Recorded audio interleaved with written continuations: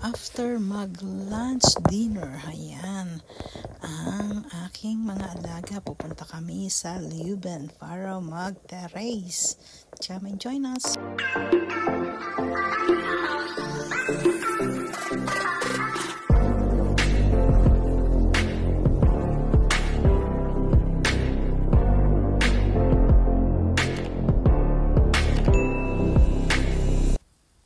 Ayan, ang ganda pa ng weather. It's 8:30. Pero tingnan nyo ang sun. Grabe.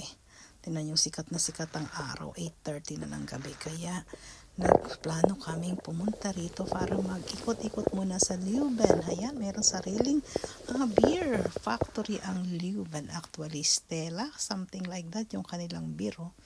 O, diba? So, titikman nila. Ayan, we're here in Leuven. One eternity later. So, nandito na kami sa Leuven, of course. Picture muna tayo. O, diba?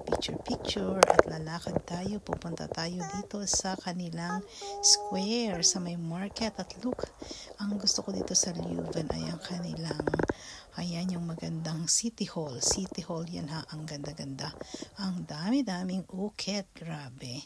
Ang ganda. At sa tapat ng City Hall, actually, nandito naman ang kanilang Basilica. Ayan, ang church. Notre Dame ang tawag din dyan. Sa tapat lang ng, sa tapat lang ng City Hall. At heto yung kanilang Grote Markt. So, ikot kami dito. Ayan, sa may Notre Dame. At punta kami dito sa kanilang, mayroon pang rebulto, di ba, na babae. At ang aking apo, ayan, iikot kami. Ayan, ikot-ikot muna tayo dito sa kanilang Grote Markt. Ay, sayang. Mayroon silang event actually rito from July 11 till August 8. Pero, tapos na ata. Kasi late na kami. Kaya, ayan, kape muna kami. Magkakape at mag-uupo sa terrace dito. Dito kasi sa Netherlands actually, at saka dito sa Europe. So, pag magandang weather, mga tao, nagpupunta rito sa labas. Ayan, ako antok na. Magandang weather, nandito sila sa labas, nagte-terrace, nagko-coffee, nagre-drinks. But sila ay titikman nila yung beer. Ayan, si Narika, titikman nila ang beer dito. Cheers! Yan ang beer dito, Stella. Ang beer dito sa Belgium, especially dito sa Leuven. Actually, there's so many beers in Belgium, but sa Leuven ay may sarili din silang beer.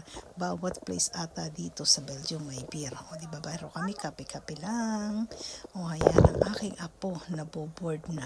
Ayan, nagpicture-picture na lang siya. O, di ba? O, ayan. O, kami din, nagkape-kape. Ayan, nagpapalipas oras lang kasi holiday. O, diba? Naka-holiday din kami at naka-rest.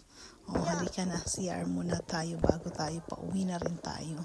So, hindi kami nagstay long. Uwi na din kami. Kaya, ayan, ikot-ikot muna. On the way back, picture-picture. O, diba? Ang ganda. So at least, naipakita ko sa aking mga anak and Leuven. This is Leuven here in Belgium. Hayang gabi na, pauwi na.